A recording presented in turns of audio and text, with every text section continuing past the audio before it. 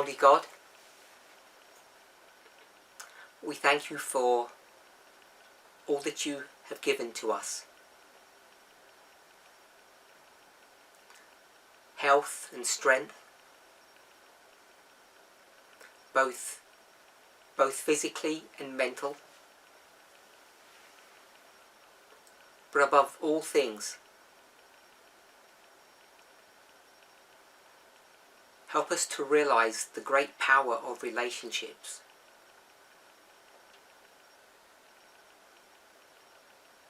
Help us to understand it in a clearer fashion.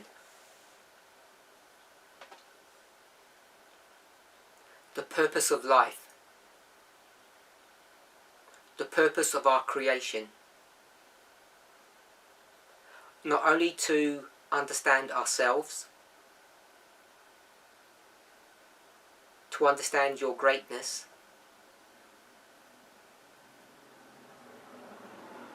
but in a deeper and broader sense, to embrace and enjoy the relationships that you have given to us.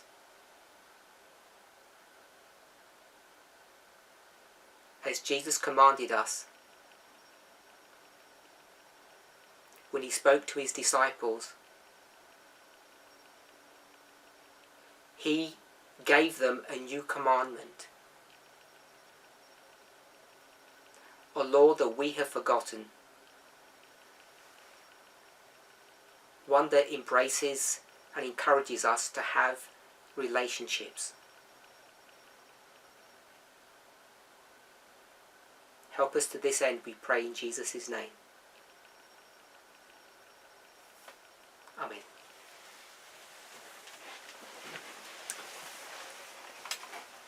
It's good to be back. It's been a few weeks now. Still have questions coming in. So let's address some of them.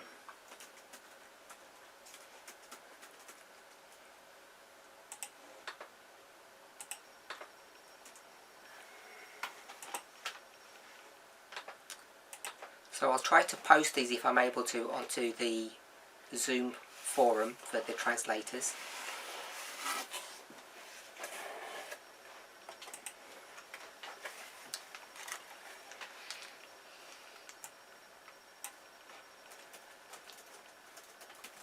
Give me a moment.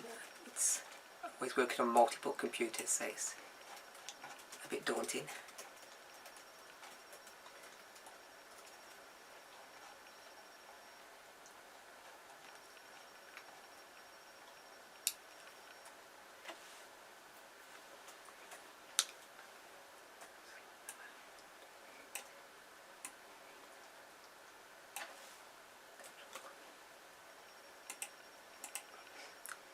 Okay, first question's coming up now.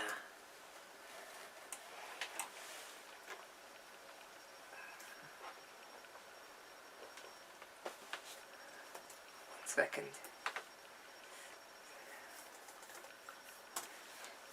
Okay, so the question is, I'll read it, it's in several parts, I'll read all the English and then it can get translated.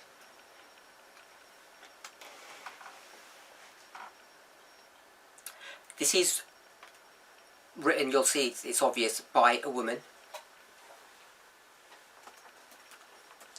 What happens after you get married and you find out your husband is bisexual but attracted more to men? What is the woman supposed to do? Or how does one work on a marriage where the husband has not been entirely honest?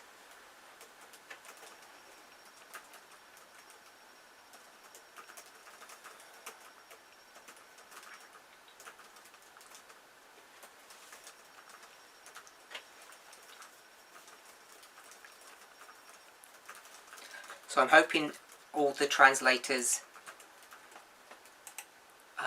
got all of that. So the question is in several parts. first point I want to make is that it's all directed about men.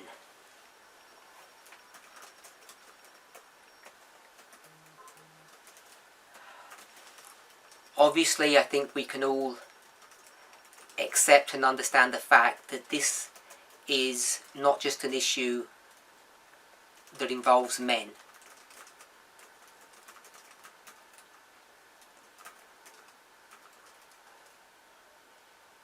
A man could marry a bisexual woman and be faced with all of the same issues.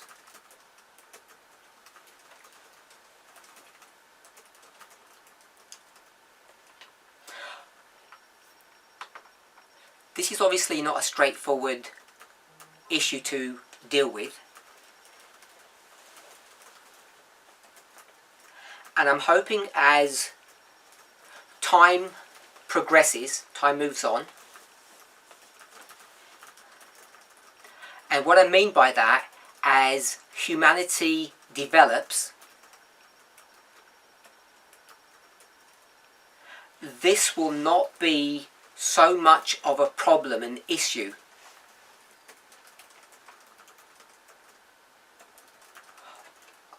On two fronts. The first point is that people don't understand themselves.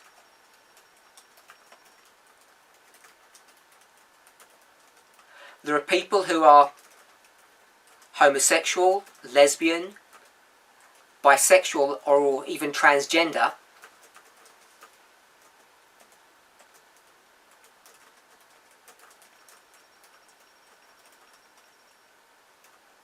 they're part of the LGBTQ spectrum,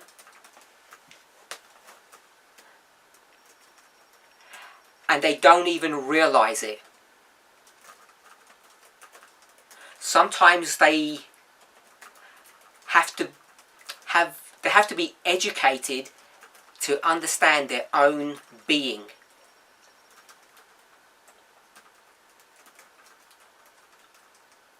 Now that may sound strange to people who are heterosexual, but I don't think it really is that unusual.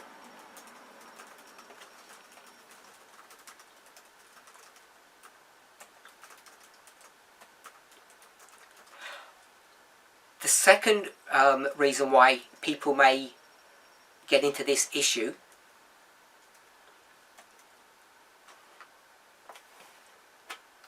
is not because they don't understand themselves, it's because they're trying to hide what they are.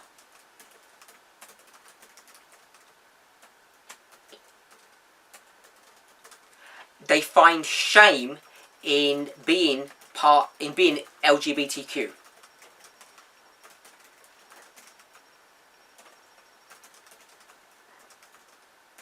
And even today, there are many people who feel stigmatized by being part of that group of people.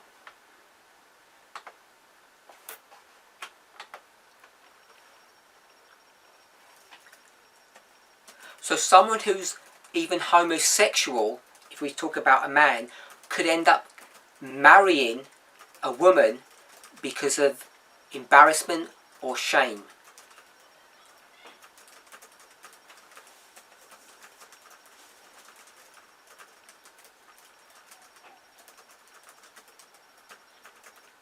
So I've given two simple examples of how this relationship difficulty, this marriage problem, can arise.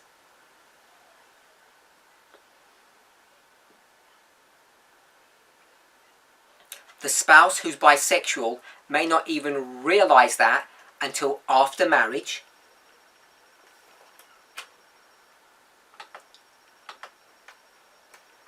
That's reason one. And then reason two, they try to pretend to be something that they're not because they want to hide what they are. So they pretend to be what they're not in order to hide what they are.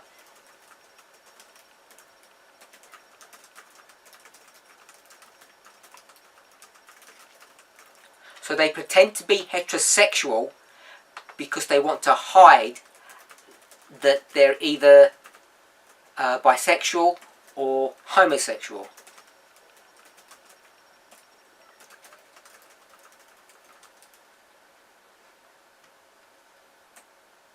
And I want to suggest in the vast majority of those cases, those people are not being malicious, they feel pressured to make those types of decisions because of how they are viewed by society.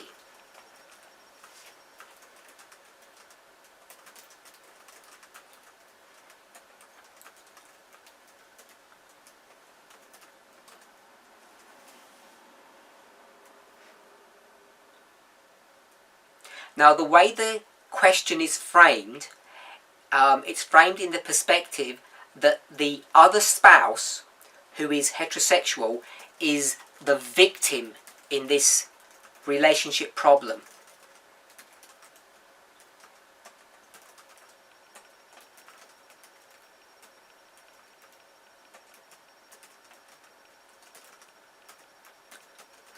I want to suggest that if we want to use the terms victim and perpetrator,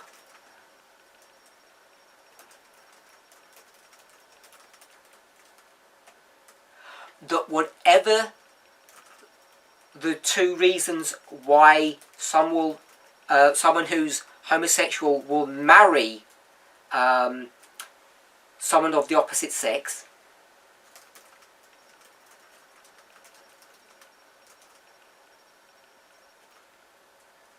and the two reasons I gave is, one, they don't know themselves, and the second reason is that they're scared to come out.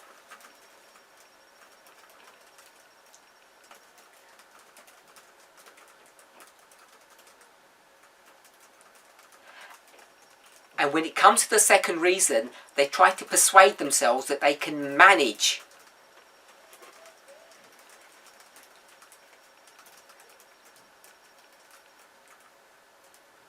And when I say manage, what I mean is that they can live a heterosexual life.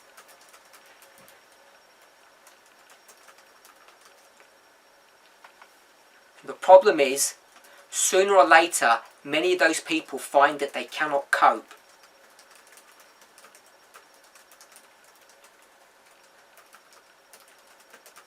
So as I said a few moments ago, if we were going to think with respect to victim and perpetrator,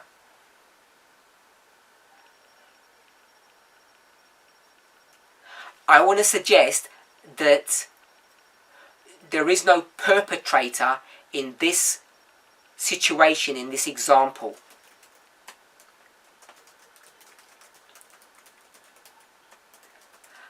I think it's very rare that someone would do something maliciously to hurt their partner.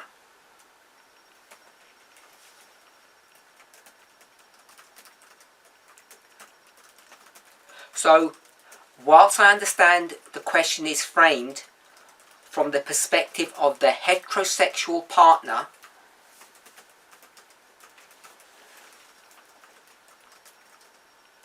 and he's asked, they find out that their spouse is bisexual, and what are they supposed to do?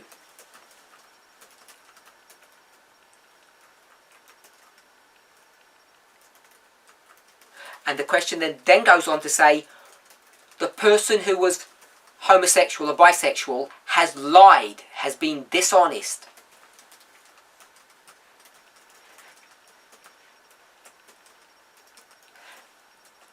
And I want to suggest that even if they were not entirely honest, the reason for that dishonesty must be taken into consideration.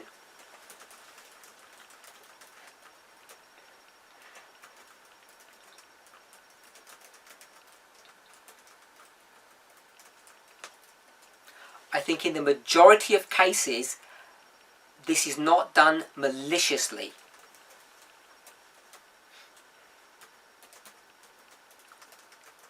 So the question is not so much what does the heterosexual partner do, what are they supposed to do?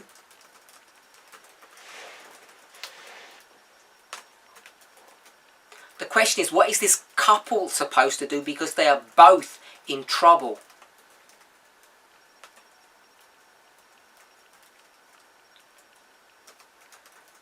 And I'm basing that upon the following premise: that the homosexual or bisexual spouse has not maliciously entered into a relationship to cause harm or pain.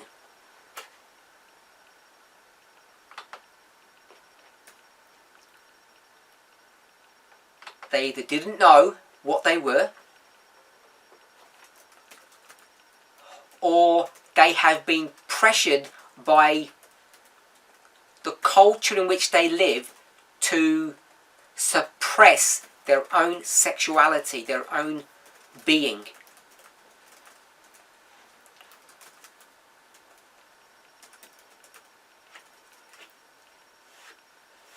And therefore they're as much a victim as the heterosexual partner. So what is the couple supposed to do? How do they function once this thing comes out into the open?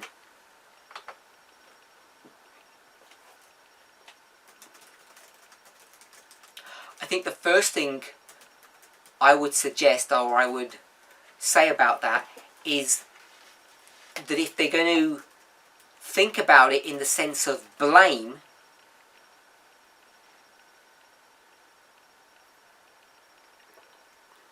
the heterosexual partner is blaming the bisexual spouse,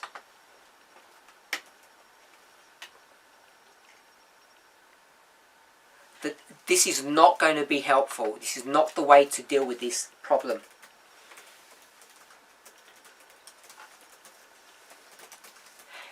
Even if the bisexual spouse hadn't been honest about who they were,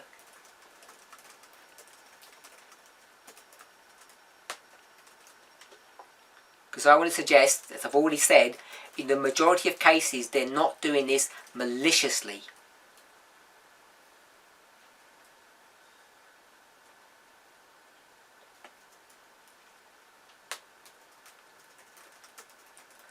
I don't think there is any easy answer to say this is what a couple should do.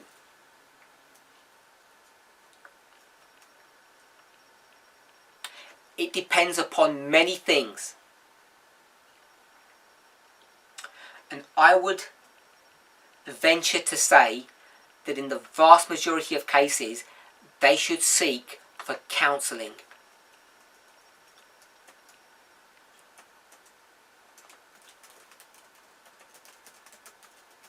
If you're within the movement,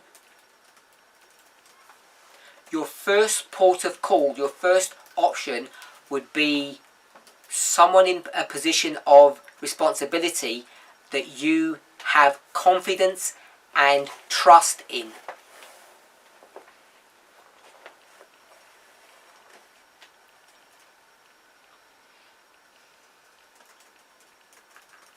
That would often be a Bible worker or an elder or someone in a ministerial position.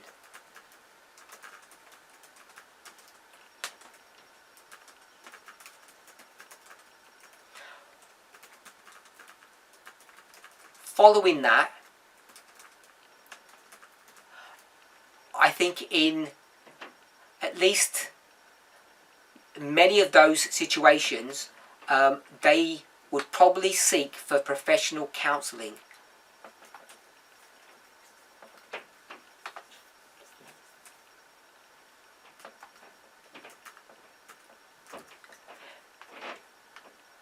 It obviously then matters if you have family, which is children,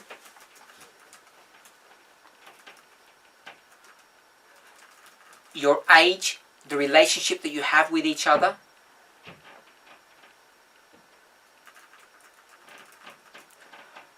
although the questioner does not ask, and I don't want to read too much into the question, but I've received similar questions to this, although not the exact dynamic.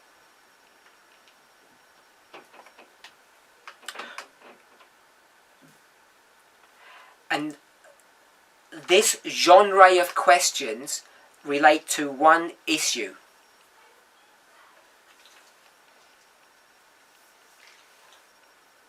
The terms and conditions for divorce. But it's more than that. We're already on public record that divorce is just simply legal separation.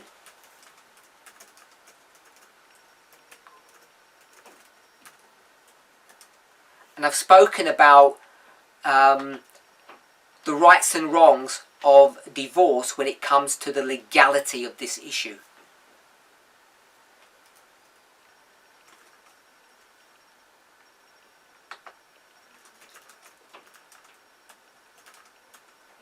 Now, I don't want to trivialize separation, divorce.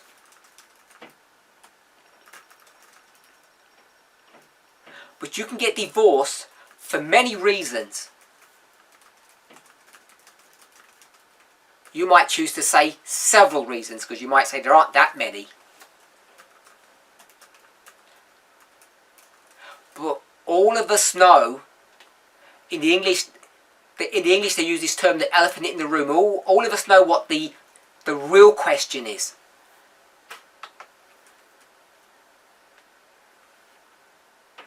It's not whether or not you can divorce. If we were a chorus, we'd all say it together now. The issue isn't divorce, it's about remarriage. And we know that is the real crux of a question like this. I'm not saying this specific question, but I'm saying this genre of questions. It's not just about divorce, it's what do you do afterwards.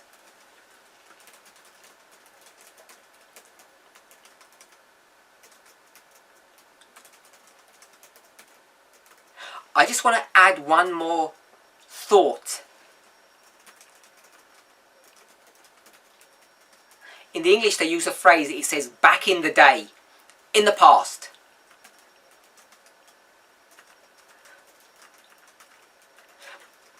But back in the day means more than just the past. It has the idea of a way of thinking.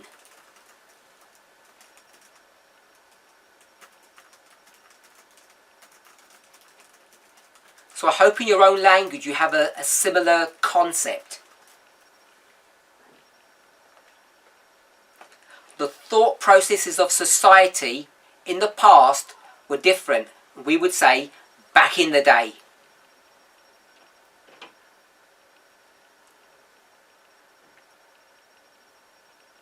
Like many of you, I have a conservative background.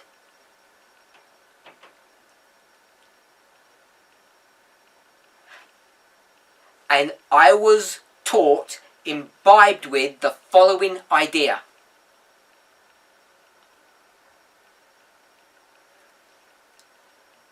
The world is wicked. That's a given. But the church is supposed to be a pure and holy organization.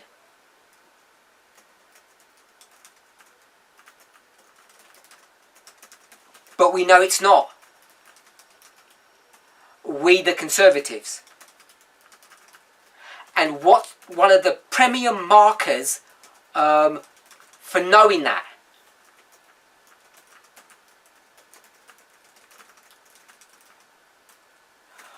I was taught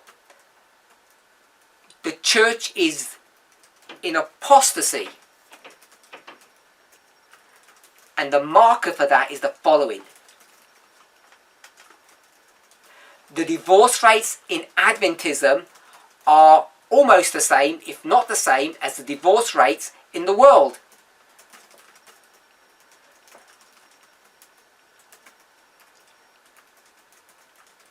particularly in the West, because people from NAD, or the Trans-European Division, that's the North American Division and the European Division, they're obviously disgusting liberals, because the divorce rates are so high. Not like the holy South Americans or Africans, because their divorce rates are low in comparison.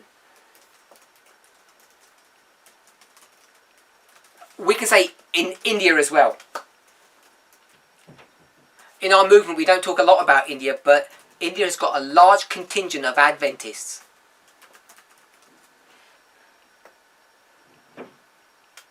So this is what I was taught, and I suspect you had the same education.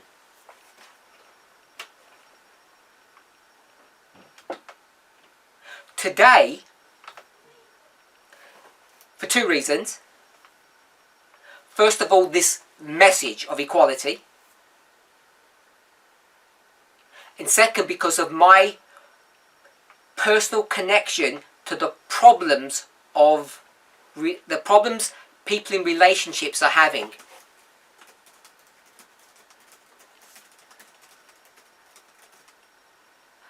I'm a minister, I'm a leader. So I have people in relationship problems asking me real life questions.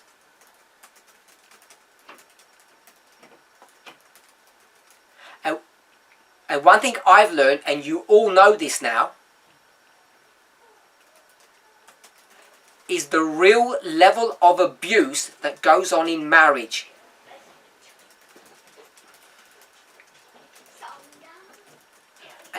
And the worst type of abuse is the subtle abuse. It's not when a husband physically harms his wife, beats her up. It's the long-term, systemic, low-grade abuse.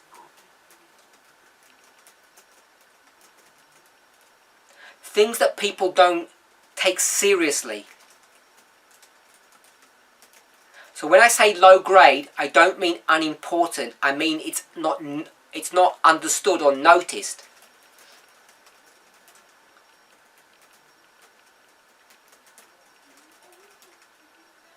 Especially in this movement, or Christians in general,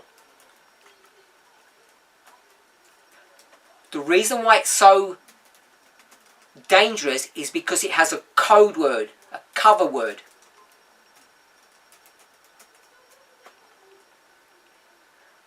And we should all know what that word is. Headship. So, the only point I'm making here is that when we talk about divorce rates skyrocketing,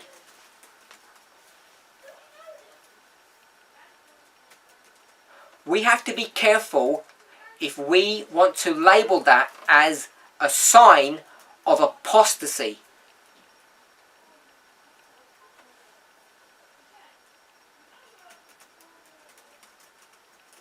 Because I think a more accurate perspective is one of liberation and freedom. And I would venture to say the reason why people from South America or Africa tend to have lower divorce rates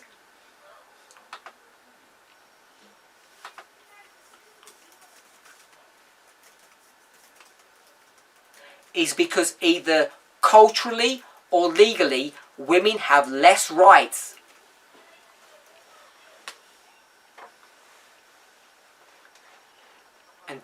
And therefore they have less divorce.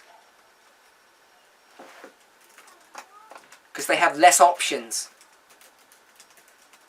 So, it's all okay to divorce, no problem.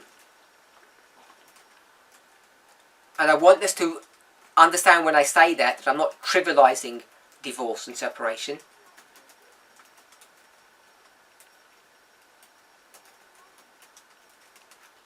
The problem, or the pregnant question in here, the one that is waiting to be born, is can you remarry?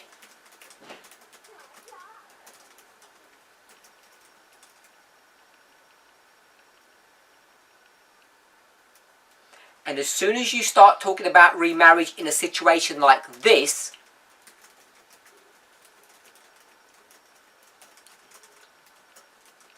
where a couple have joined together and it wasn't the right decision to make.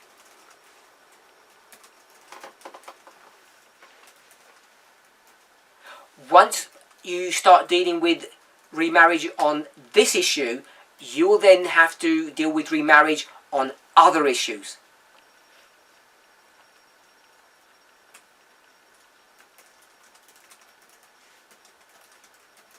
Now, in a previous presentation, I mentioned very briefly that if you take humanity as 100%, what percentage is LGBTQ?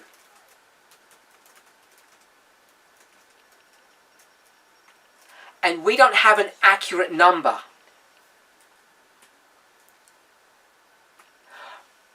But I suggested in that presentation, based upon research, it can be around 10%.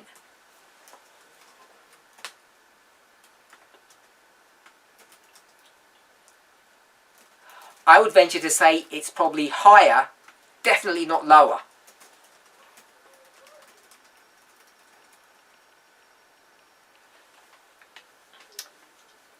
So, what I want to suggest is the following.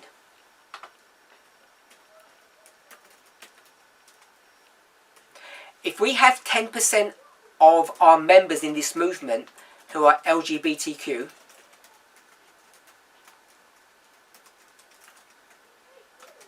I can assure you that 10% have not come out.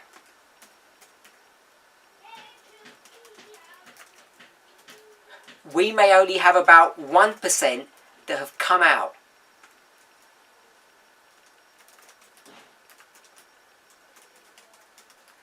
And because most of the people in this movement are single,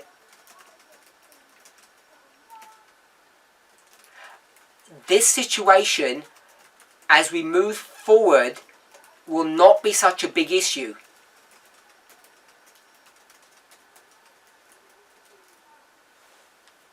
It's a legacy issue. It's people who are in existing relationships who find themselves in this situation.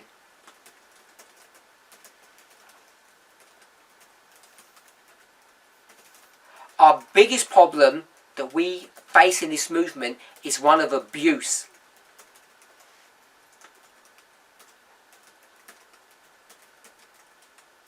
And so the issue that confronts us is, what are the grounds of remarriage?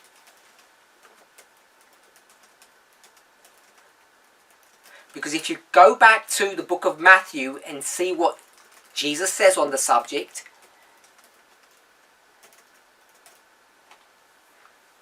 and then you read what Ellen White will tell you,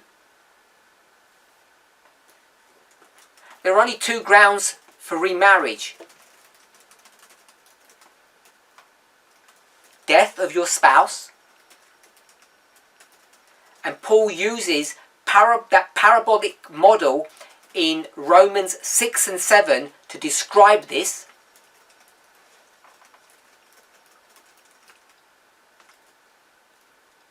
But he's only using parabolic language. So the first one is death and the second one is adultery. And And you're the only two options that you're going to be offered in the scriptures. And there are some Christians who take an extreme position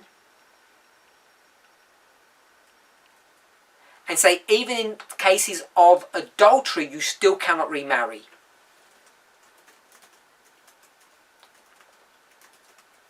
I don't hold to that position. I do not believe it's scriptural.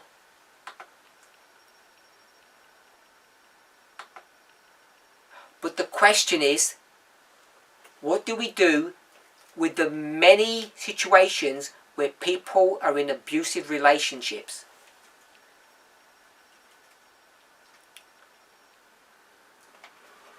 Because that's the vast majority of situations.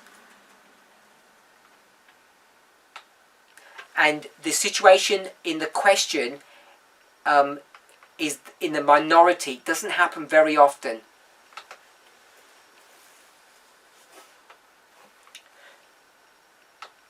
Especially not within our movement.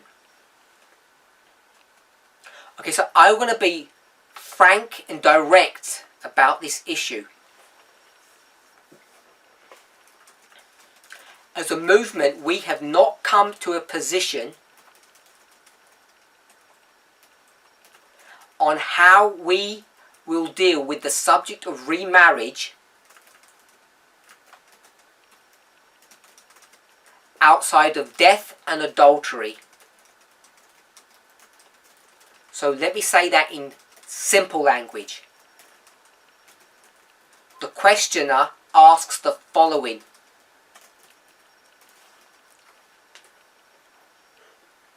can I remarry, but my spouse has not committed adultery? We have divorced on other grounds.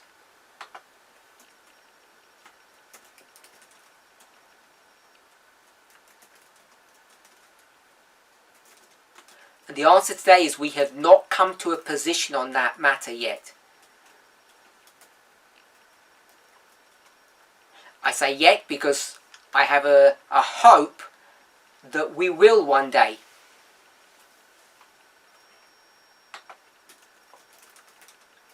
But we're not there yet.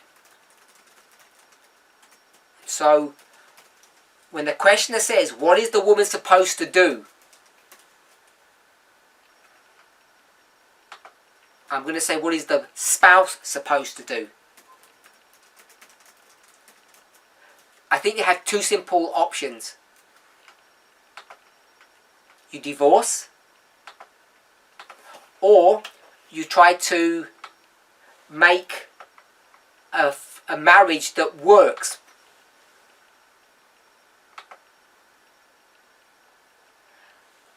Both of those options, I think the couple will need help with navigating their way through.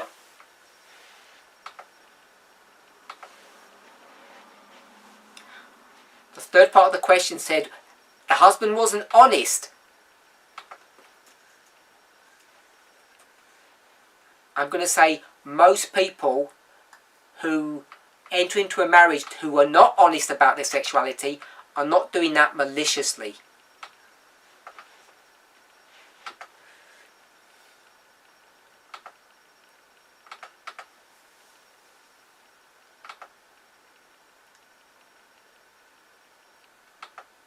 What I can't answer today, which is not being directly asked,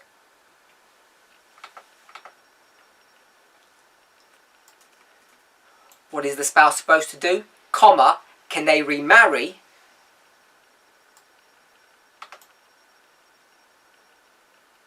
My answer to that question is,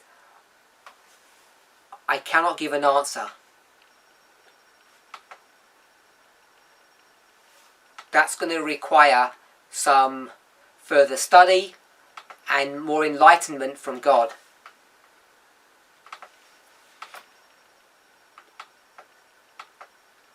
So I hope that answers that question. Next question.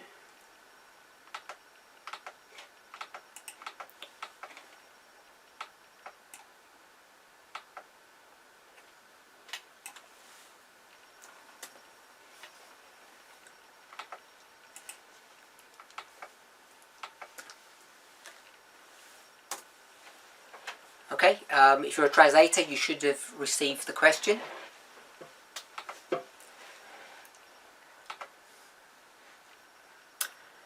Is it appropriate for women in this message to wear shorts and short sleeves or sleeveless tops in places around the world where summer is extremely hot?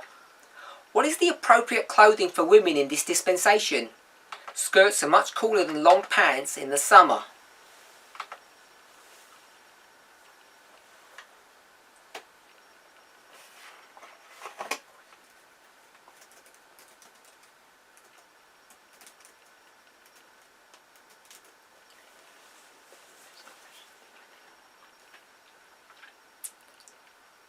So again, there's multiple parts to this question.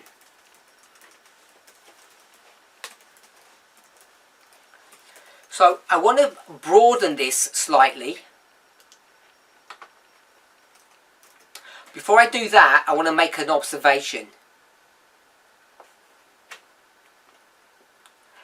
As is normally done, questions like this seem to be targeted at women.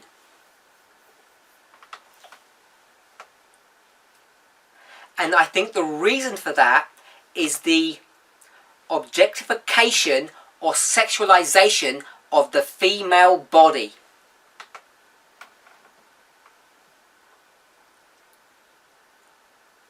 And that in and of itself is a sexist perspective. So I want to broaden this, that it doesn't make a difference if we're dealing with a man or a woman.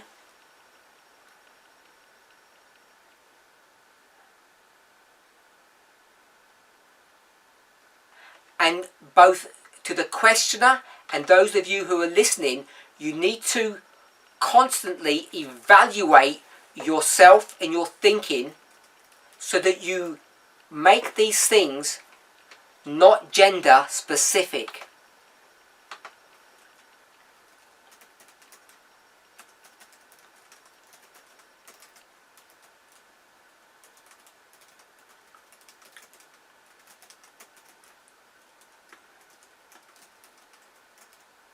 I want to add one more thought. There's a thought process, a thinking in society in general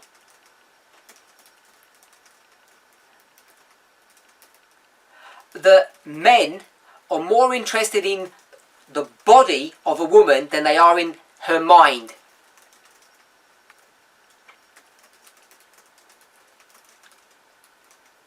But women, they'll put up with a lot of men's body shapes, but they really are looking for a man who I will say is nice. They're more interested in his character than his body.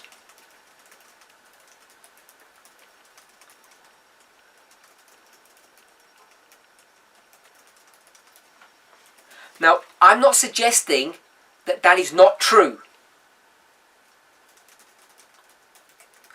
In fact, I would say that it is true.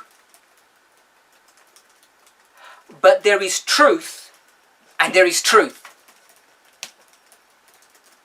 What we need to understand is, why do men and women think this way? Why do they live this way?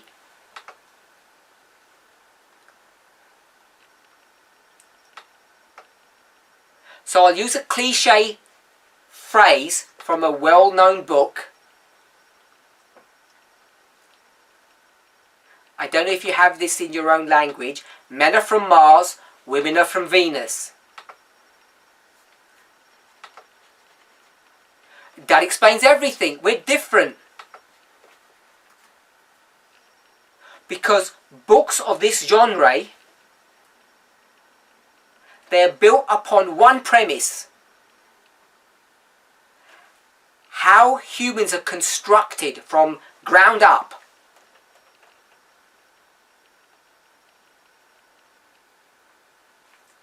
Simply put, their argument is the following: men are built differently to women. And when I say built differently, I mean at a genetic level.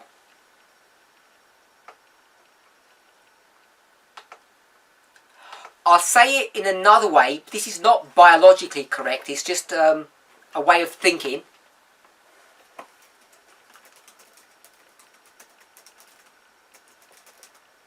Men and women are two different species. They're just not the same. Sometimes people use the phrases or the words nature and nurture.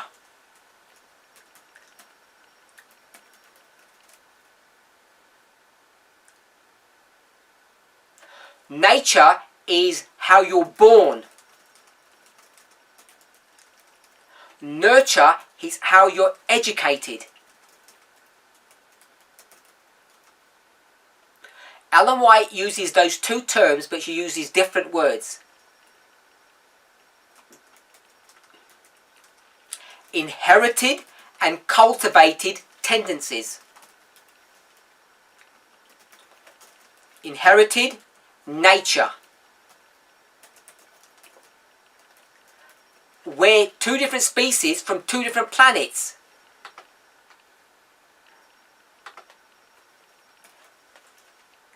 Cultivated, nurture. When we're on Earth, men and women go to different schools. They may be in the same room. They may have the same teacher. But you can guarantee this, that teacher will educate them differently based purely upon their perspective of gender, male and female.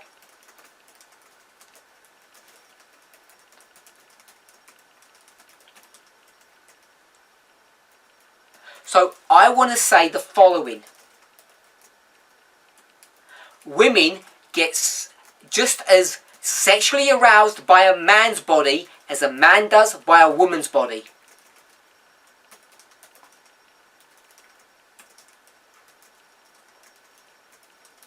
Men love women's minds more than their bodies as much as women do.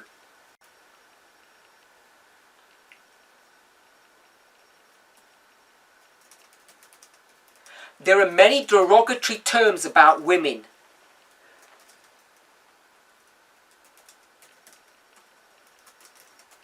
And all of these cliches feed into this model that men like bodies and women like minds, and it's not true.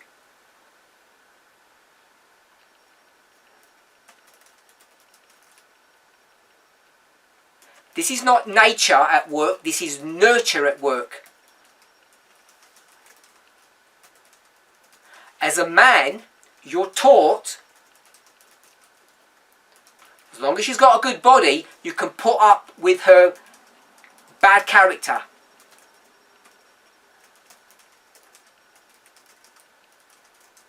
And women are trained in the opposite way. As long as he takes care of you and he's kind, it doesn't matter if you're not attracted to his physical presence.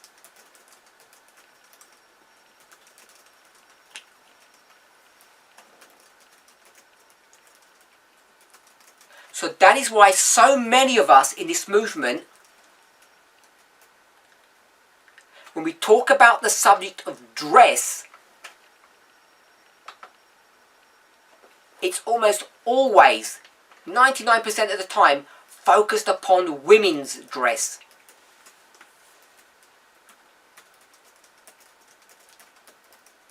Because it'd be wicked to show your armpits as a woman,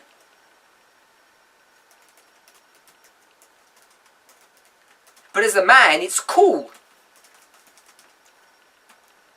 And there's no problem in men wearing shorts. But if a woman did that, God forbid.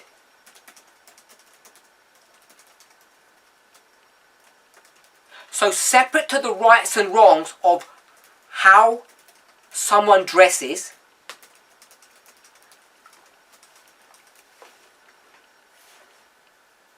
for me, what's more important is not just to be intellectually fair,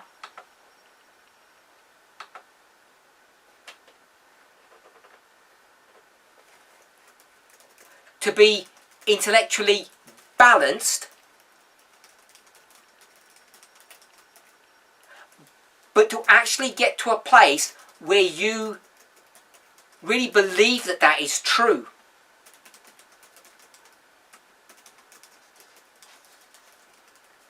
Whatever's good for a man is good for a woman, and whatever's bad for a woman is bad for a man.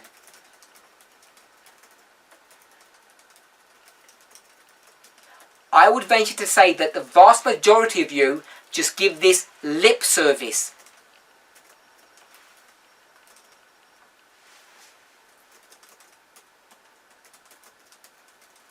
Lip service means you don't really believe it, but you'll just accept it, or you'll just follow the rules because you're forced to.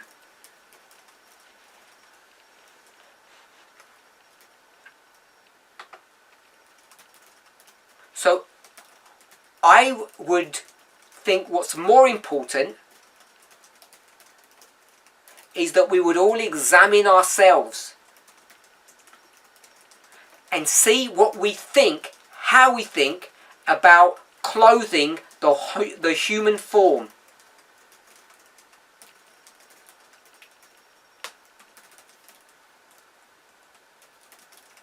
And the more we can get to the place where we don't make this gender specific,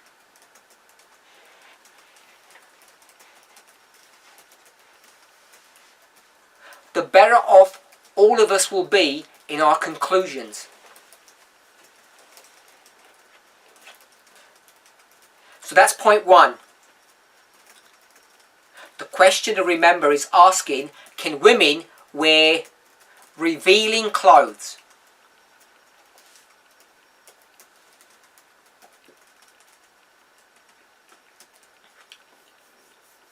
Now, when I get questions, I don't speak to the questioner, so I don't know exactly what's going on in their mind.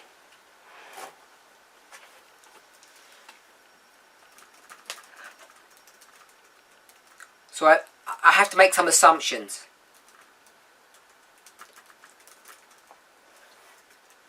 So I'm just going to divert slightly from the direction in which I want to head.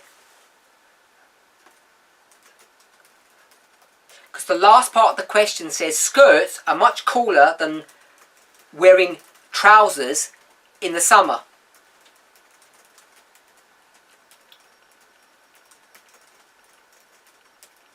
So I have to guess what that statement or question is talking about.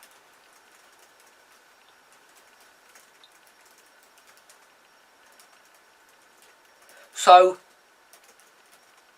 this is my guess. There are people in the movement who have come to the position, come to the thinking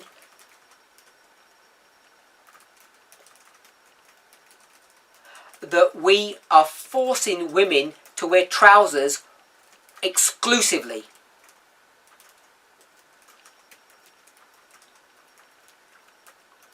And that, in my mind, in my thinking, is not true.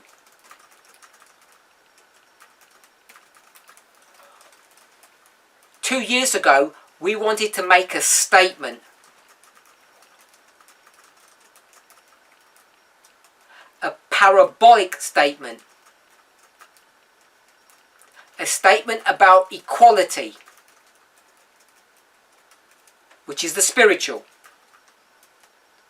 And the way you make a statement about the spiritual is by doing something that's the physical.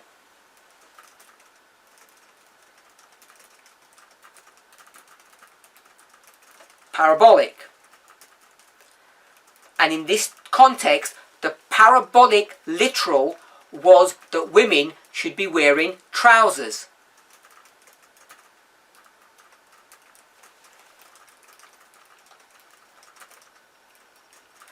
But we have to remember it's a parable. It doesn't mean that women have to exclusively wear trousers.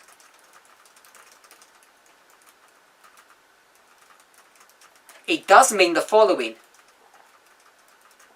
If you're scared to wear trousers on the Sabbath going to a church,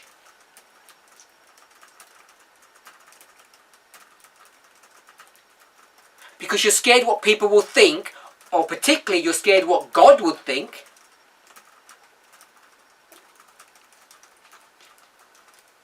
you know what your duty is. Wear trousers. But if you feel more comfortable in the skirt, generally speaking, and in this example it's about hot weather,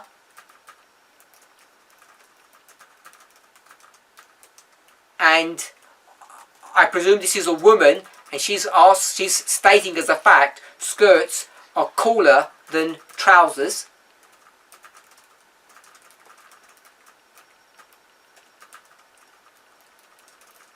It's fine to wear skirts. My understanding is we don't have a policy to say women have to wear trousers exclusively.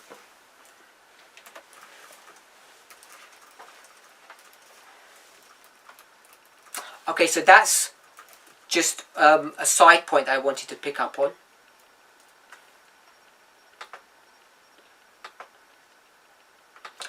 We have currently 26 vows.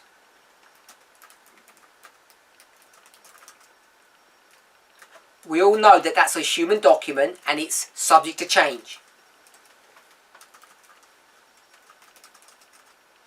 If I'm correct in my memory, 4 of those vows deal with the subject of reforms.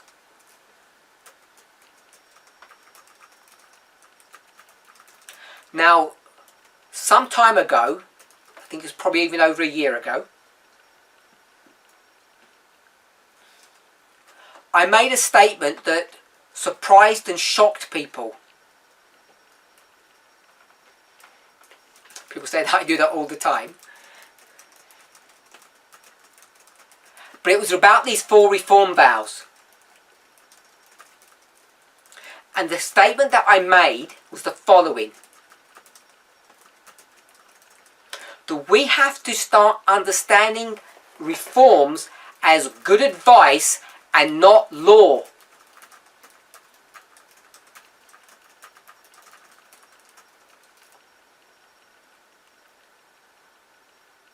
If you don't do that, you come to very awkward and, in my opinion, ridiculous conclusions.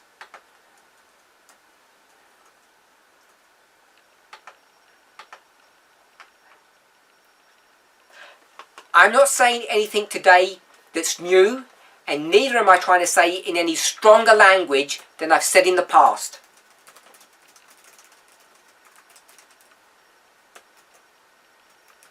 This is nothing new, and this is not said in a stronger way.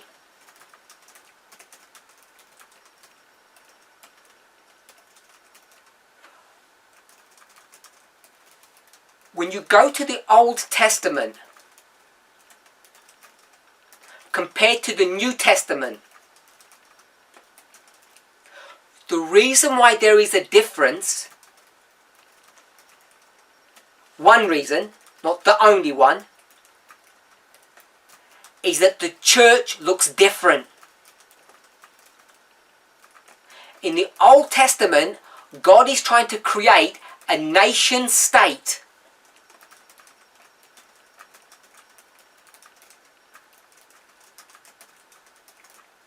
The church is a country, to put it simply. You're part of the church because your parents were part of the church. You're born into it.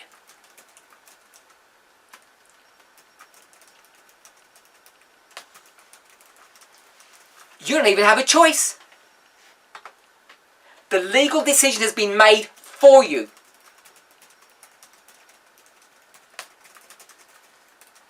If you were born in France, you can't choose to be an American.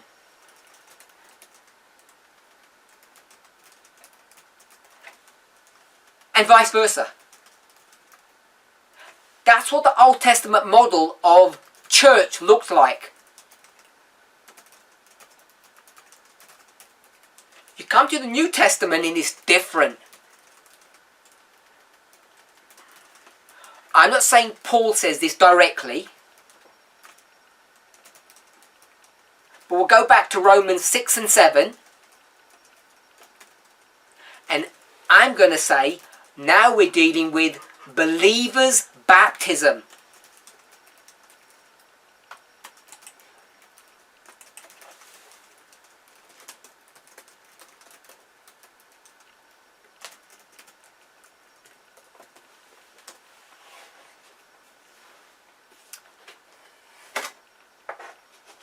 Let me see if I can find something.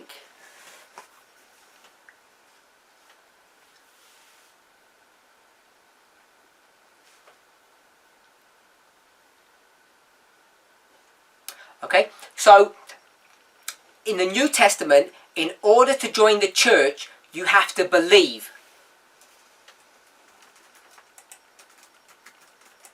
It's not automatic, you're not born into it.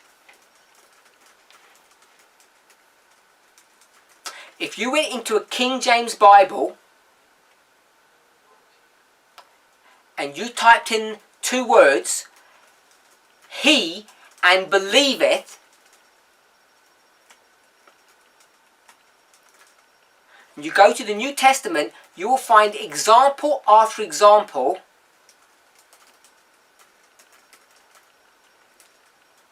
there's only those who believe that are saved. You have to believe in Jesus in order to be part of the kingdom.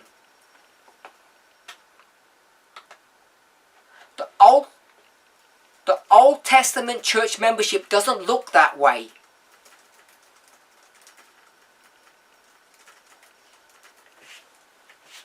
So why am I making that point? Because in a nation-state model, you have to treat people differently than you do in a voluntary organization such as the New Testament church model.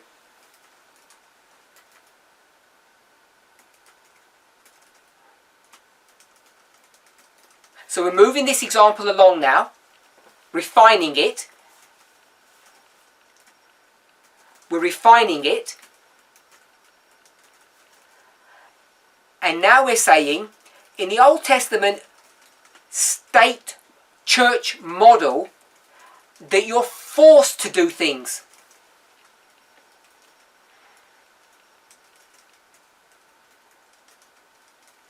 In the New Testament, you're not forced to do anything. You don't see in the New Testament where they start talking about you have to give tithes.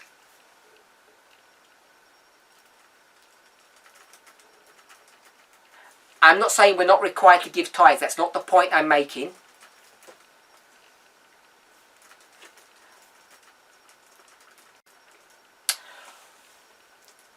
In the nation-state model,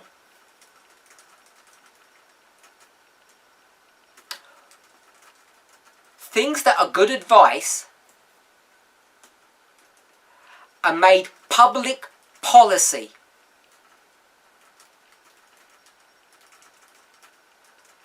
In the New Testament, you don't have the right to do that. You being the church leader. The church leader does not make public policy any longer.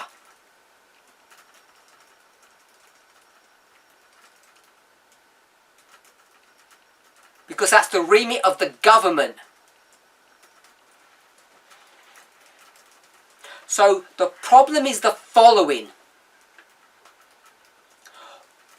Virtually all the information, all the verses that we have on reforms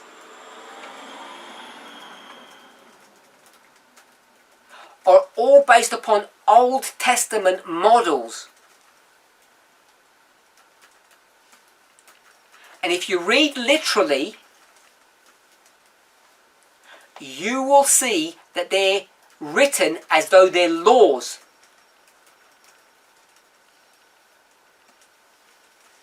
And they're not laws. Give an example. Is it against the law today in a certain country to drink fluoridated water that has fluoride added to it? Is it a law?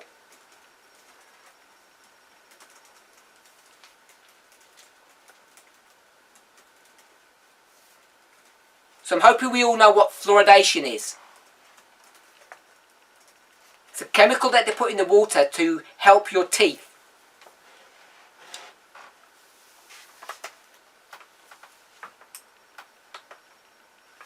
Is it the law to drink that water? No, because you can go to the supermarket and buy spring water.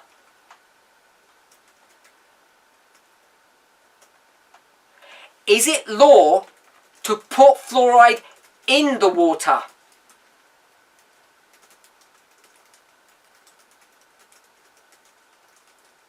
Yes, it is. Why? Why did they turn something that's good advice into public policy, which means they turn it into a law?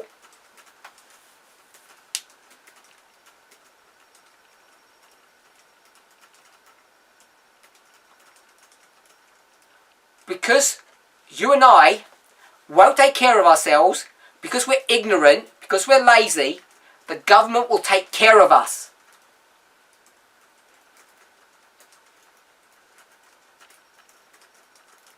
This is not a study upon the science of fluoridation. That's another story.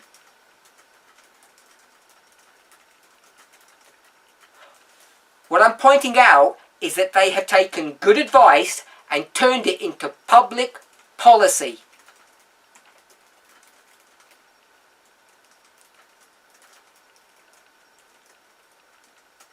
And that's what they did in the Old Testament. And because it's written in a way that is a life and death issue,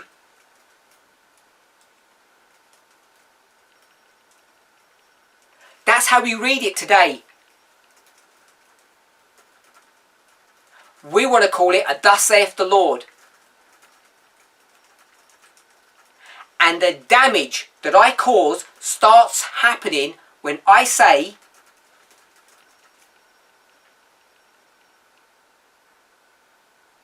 that it's not law, it never was law, it's always been good advice, and it's good advice today.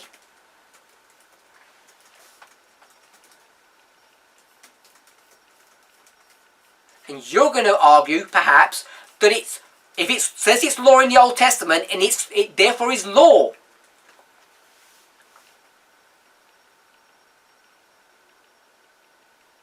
And there, you and I just disagree. I'm saying we need to think through these issues. And my answer is that God is turning good advice into public policy.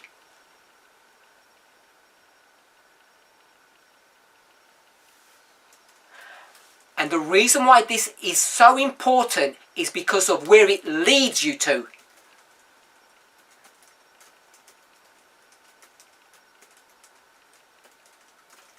And this is where it gets really difficult about how to take good advice and turn it into a baptismal vow.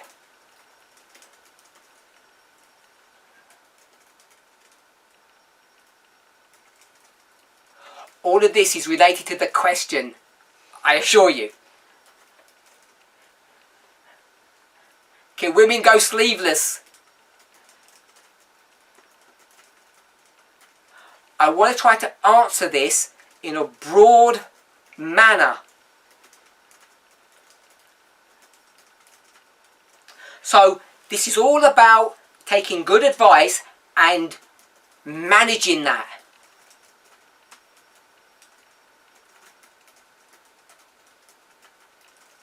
And how we, I'm going to say, in the Renaissance, in an enlightened age, have to address these issues.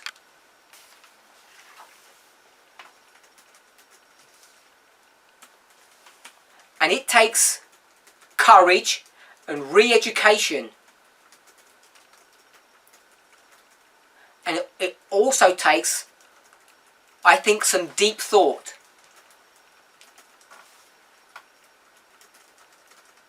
And the problem is, once I start challenging preconceived ideas, I'm either labelled as a heretic or as a liberal, a left-wing liberal,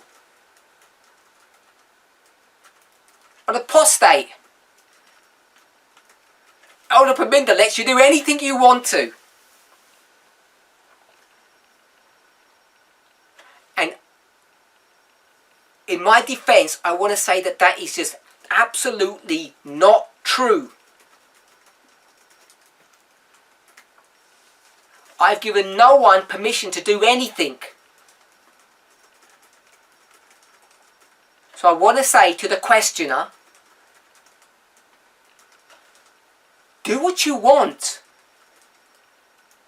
On any of those 4 vows, those 4 reform vows, do what you want.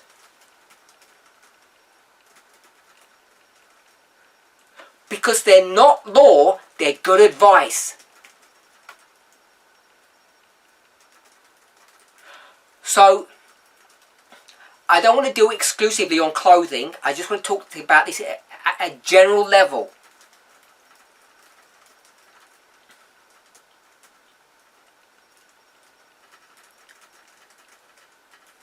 People may think this is my favourite subject, but it's not. When I mean favourite, I mean what I'm going to talk about.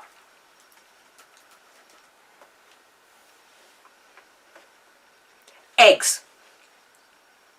Now, ask yourself the question. You're a parent and your child is malnourished. And that can happen in a first world country or a third world country.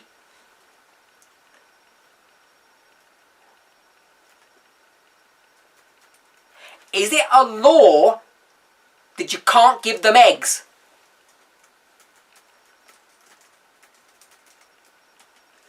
I'm going to say, simplistically speaking, Ellen White is black and white clear on this issue. She says no eggs.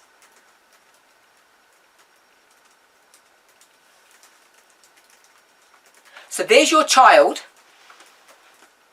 The Bible says you shall be as God to your children. Will you poison your child by giving them eggs? Is that how you would view eggs?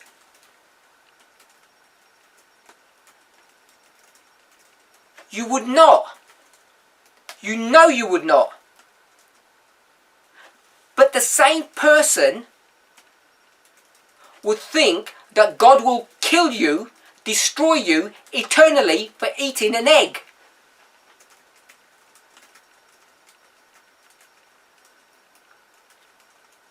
Now don't get me wrong. I'm not a psychologist, I'm not a scientist, and I'm not a nutritionist.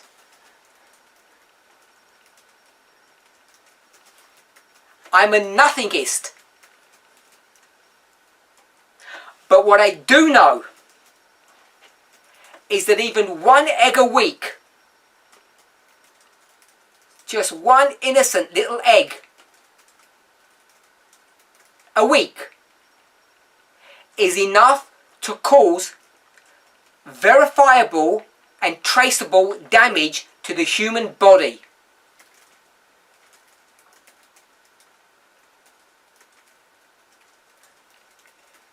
one egg a week, you begin to have markers in your body which identify that you're now in a diseased state.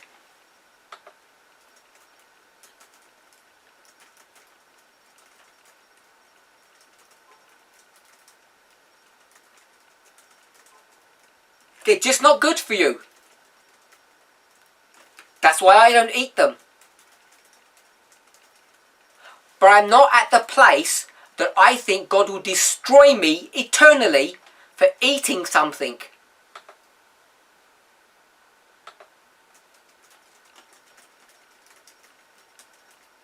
I believe that God says, do you want some good advice? Eat good food.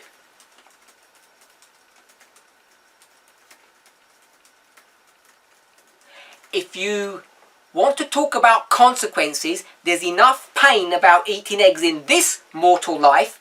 It doesn't extend into the immortal life.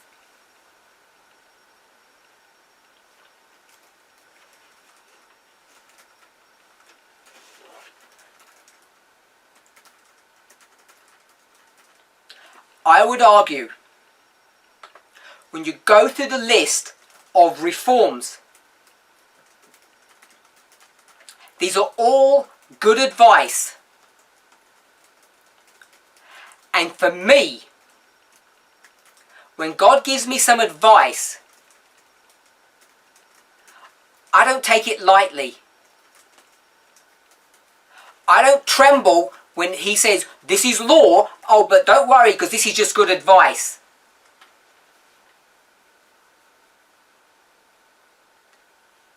I don't tremble at the law and just be casual about the advice.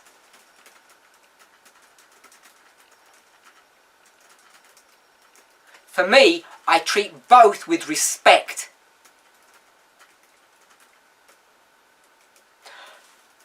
The reason why I'm saying this is important is because whether it comes to where you live, what you eat, or how you dress,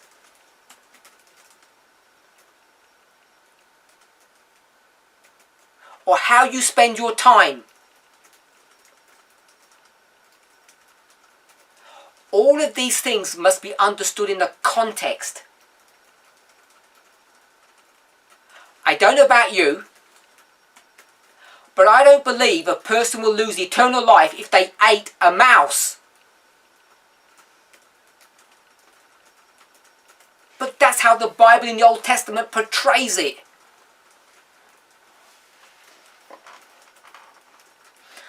When it comes to what we will wear, whether it's male or female, I think we need to understand this not at the level of sin and punishment and eternal death.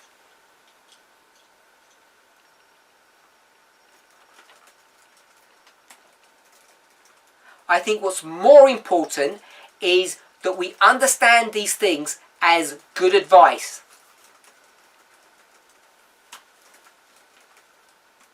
And once you start looking at these problems in that way, what they do not do is trivialize them. But what they do is that they recognize that these are issues of mortality, not immortality.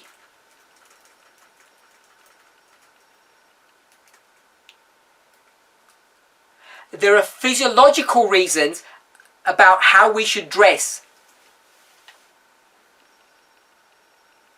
Whether it's summer or winter. There are social reasons about how we should dress.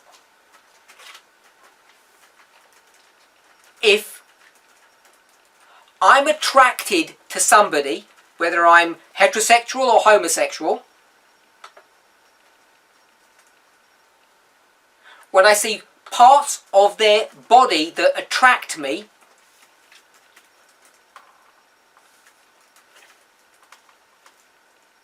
it becomes interesting. I didn't want to put a negative spin on that. So if someone wants to wear revealing clothing either because they want to dress sensually or because they're hot, rather than me being the judge or the person who says yes or no, I'm saying learn the rules, understand the reasons, and make your own decisions.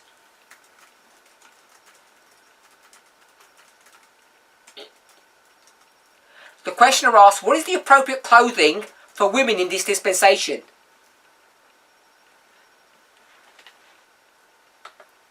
The question is, what's the appropriate clothing for men in this dispensation? You can go to the Spirit of Prophecy and get some ground rules, some advice, but it's 19th century advice, it's not 21st century advice. It's a 19th century perspective, a view about how to relate to inspiration which is different to ours.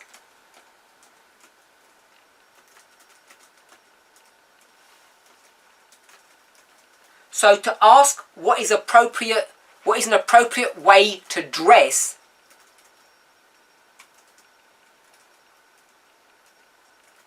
I would say with modesty. And if someone says, well, tell me what modesty looks like, I want to say it's not for me to make that decision. It's for each of you to consider for themselves what they think is appropriate, based upon the situation, based upon the weather, based upon who they're interacting with.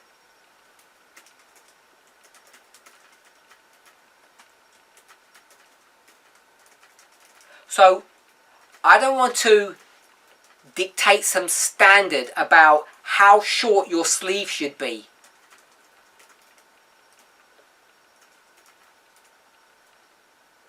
Whether it's okay to see someone's armpit or part of their chest.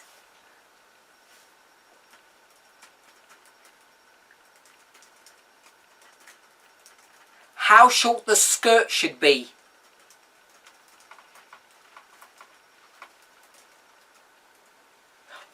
Paul says in the book of Romans, I think chapter 5, the time has come when you ought to be teachers.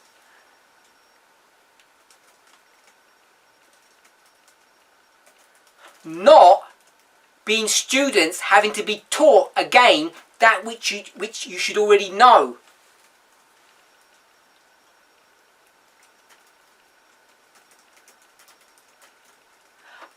I would suggest that before you make any radical decisions about how you're going to dress,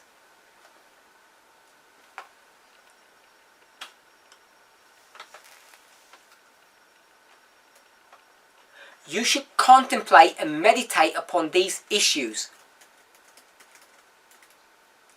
And having done that, then wear what you will. I don't think these are salvational issues in the way that people have made them to be in the past.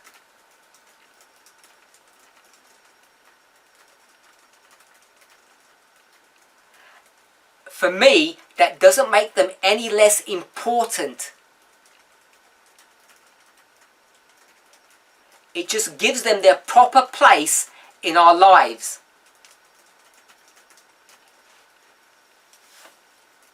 The first and great commandment, and depending which quote you're going to use,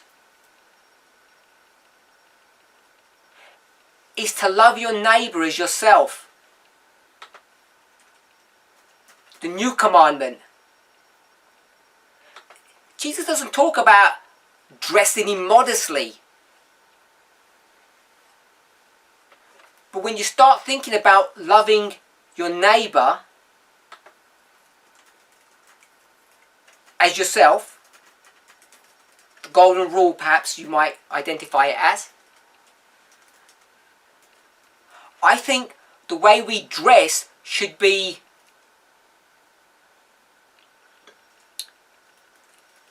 managed with that mindset.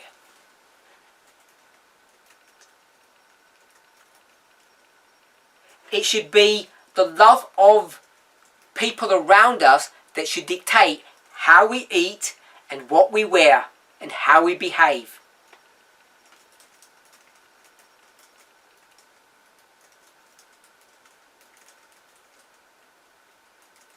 Everything you do is like a ripple. It rolls out and affects people, and when it touches them, it reflects back upon you.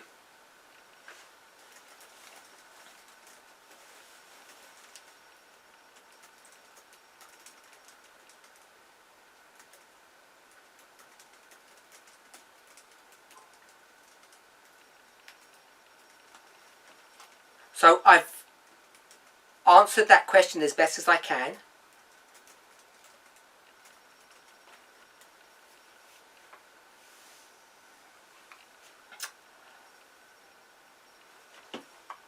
So I don't know how much time I've got left,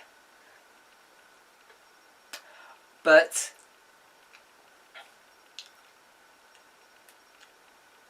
I'll start with a short one until I get direction.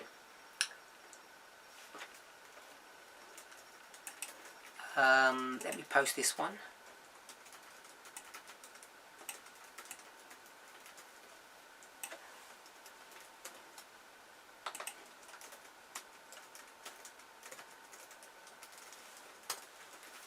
I'm going to read.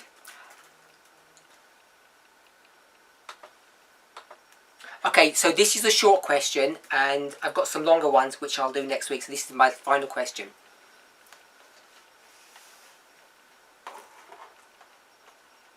The modern marriage ceremony contains sexism and paganism. For example, the father walks the bride down the aisle, gives her away. The bride wears a white dress, a ring, wears a veil to show submission. The bride says she will obey the husband in the vows, but often not the other way round. Now, we believe in equality. How important is it to change these customs, and what do we do instead?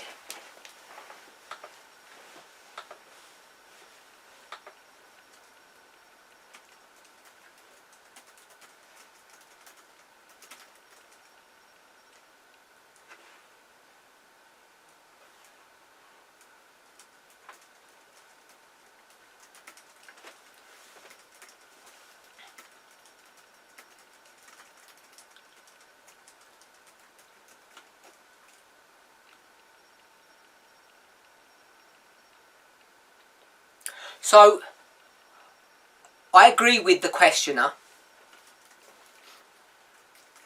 with the original premise that they have.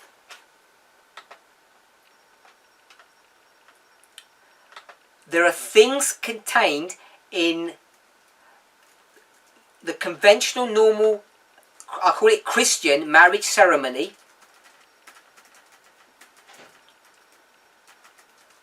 that are both sexist and pagan in origin. So I agree with that. The questioner gives examples. The father owns the bride. She is his possession. So he takes her, drags her down the aisle, and then gives her to her husband, another man.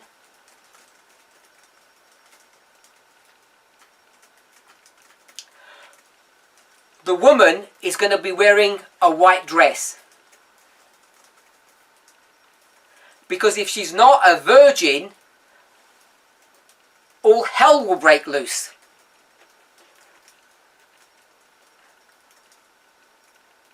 And if her husband found out, he'd give her back to the dad.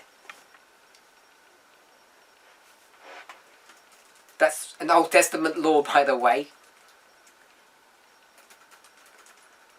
So that's what all about this purity and these white dresses he's going to wear. And then there's the ring.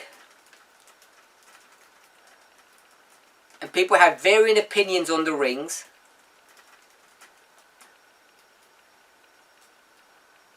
But I think I know one or two people in the movement who have researched it and done some good studies, or have good material on the origins of where the rings come from.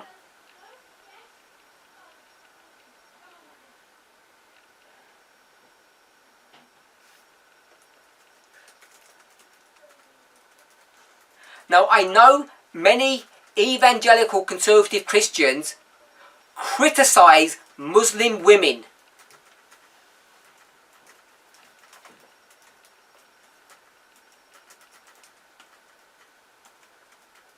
Why? The Muslim women only do what the Christian women are doing, but they do it every day.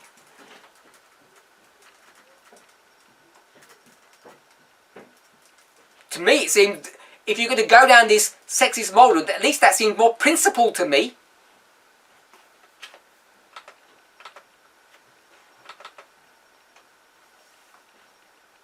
They're going to wear a veil to show submission.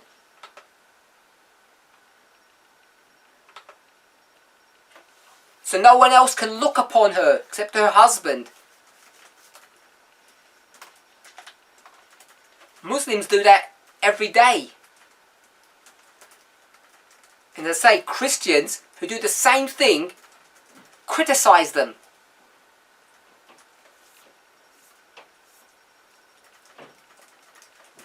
Then it comes to the vows. And as the questioner has pointed out, the women are supposed to obey and the men don't have to obey anything.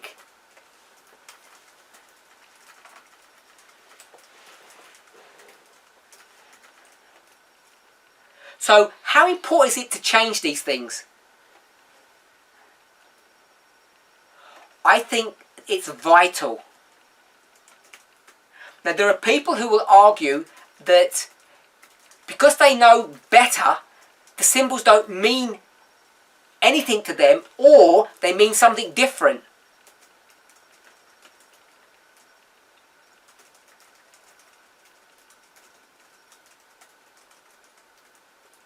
I think it's all too easy to fantasize all of these issues away.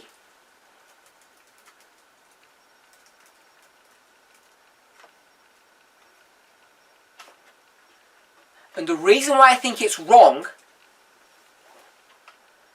is because you don't understand how a human being is constructed.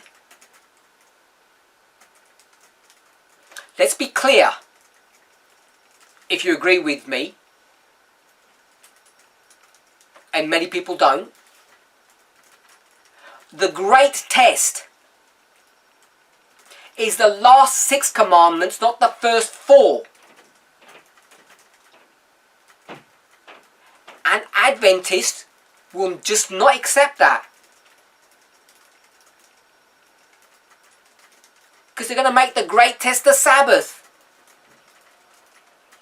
And I'm saying the great test is not the Sabbath, it's about how we treat human beings.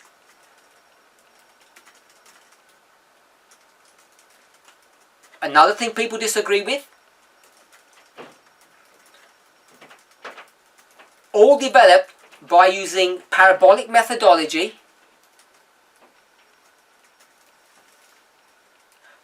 1 John 4:20. Put your hand up, all you liars. Because you all claim to love God and you treat your fellow members like they're dirt.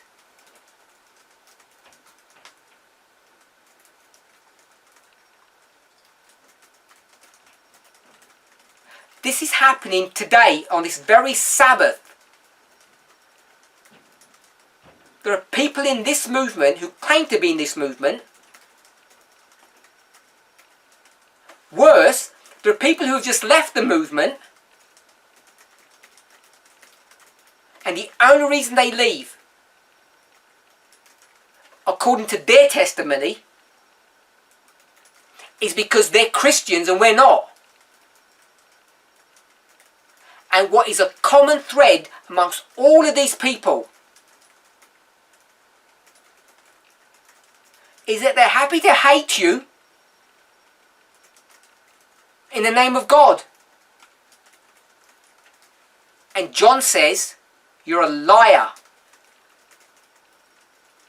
And I agree with that. The reason why this is important, it's a recurring theme. Anything that's important that comes from God is always a recurring theme.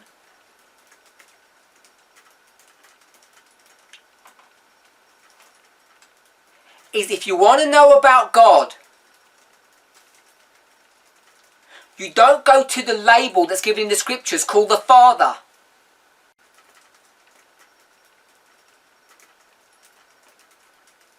We know he's not a father. We go to Jesus the Son. We know he's not a son. Why? In the book Christ Object Lessons, the introductory chapters, it tells you why.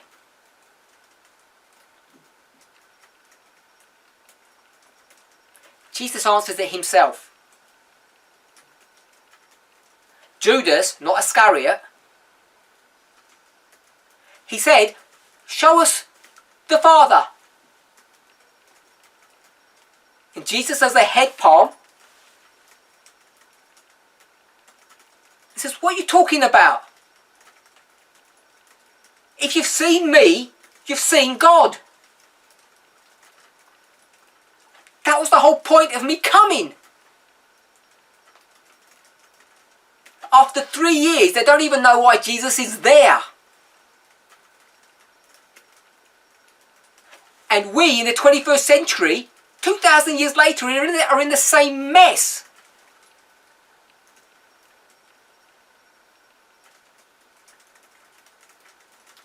We don't understand how parabolic teaching works, what it means.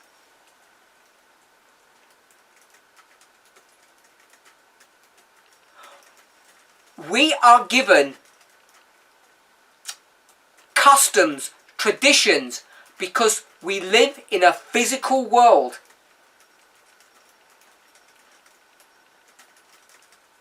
And therefore what we do, our customs, our practices, are all vital to our welfare and well-being.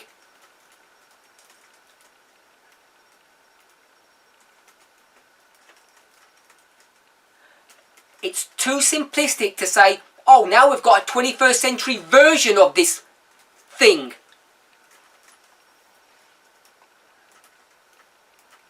Or in the 21st century it means something different. I don't think it's that easy to just push these things aside. So, coming back to the question, I think it's important how we conduct and think about these customs and practices.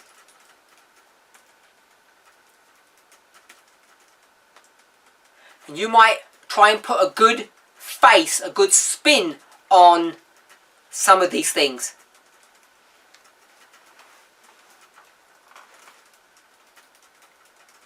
The father loves his daughter. He's so proud of her. He wants to take her down the aisle and show her off to everybody, and he's really happy about it.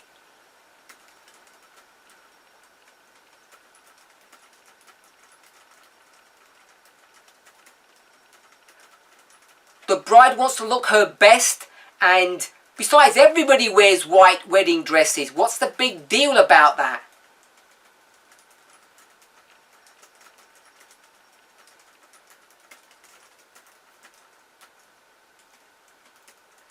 From my observation, often these wedding dresses sexualize the woman's body. They're designed to do that. Look at the men. Most men in the 21st century just buy a regular suit.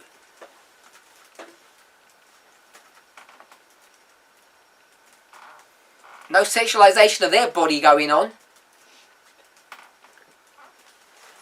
All through this ceremony, it's just wrong on so many levels. So I would answer to the questioner, is it important to change these customs? I think yes. We should seriously consider what we're doing.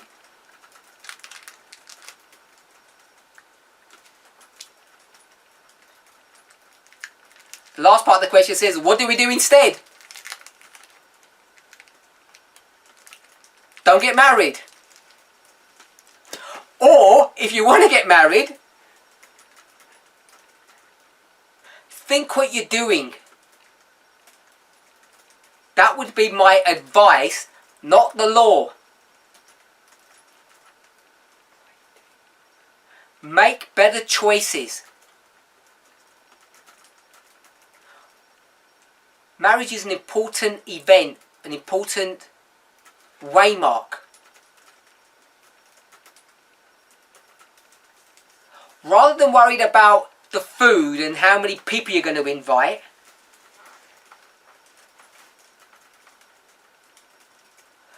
they're important, but they're not so important.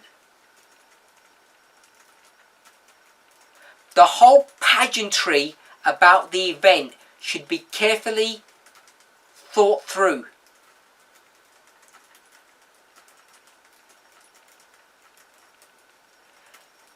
In the traditional marriage, every part of that has been carefully crafted to make a statement.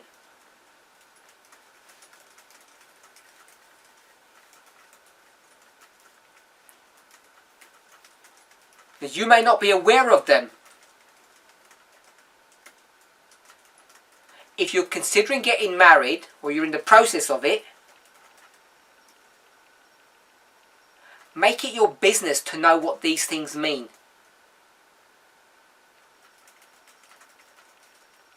Spend time researching these issues, and based upon your own study and maybe advice from people you have confidence in,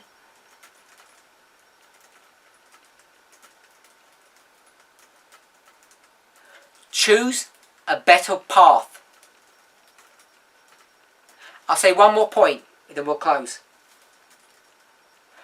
Most of you who are either in a relationship, ready to be married, or are considering marriage,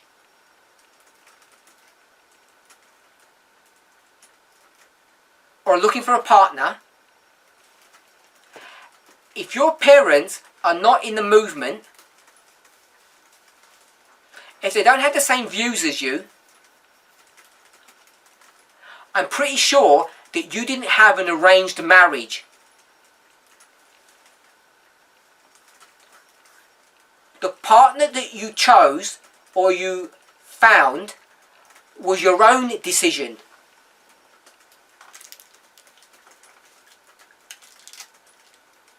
And your family, your parents had to put up with that. And that's right, that's good. Because you don't trust their judgment in finding you a spouse, because they don't see things the same way.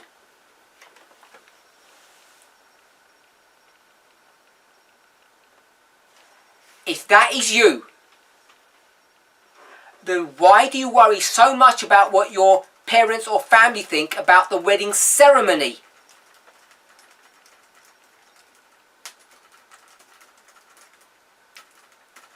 If you found your partner based upon principle, not policy,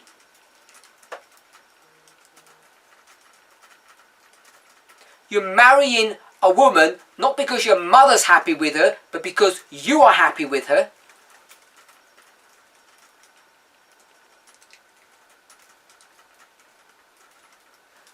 then follow through properly. When it comes to the ceremony, the whole wedding day, don't consult with your parents who don't see things the same way.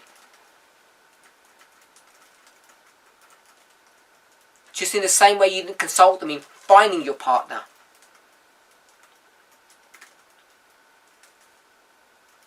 It's far better to follow principle than make people happy.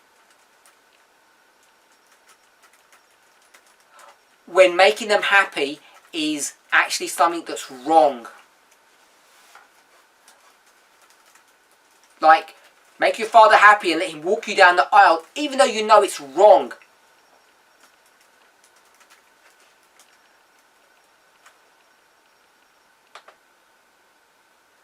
Making your mother or your sisters or your friends happy because they want you to wear a white dress.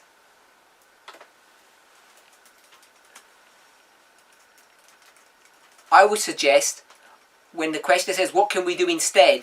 It would be to stand up for what's right.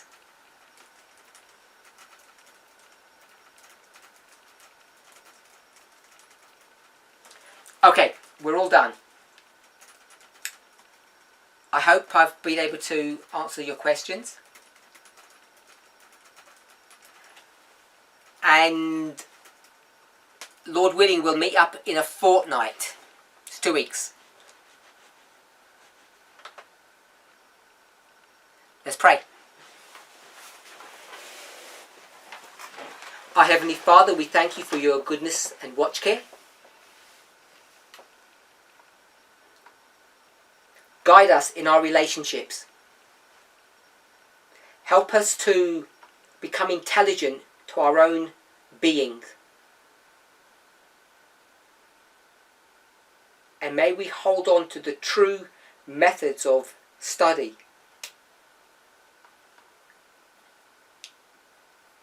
We thank you for parabolic teaching, William Miller's rules. These things keep us safe.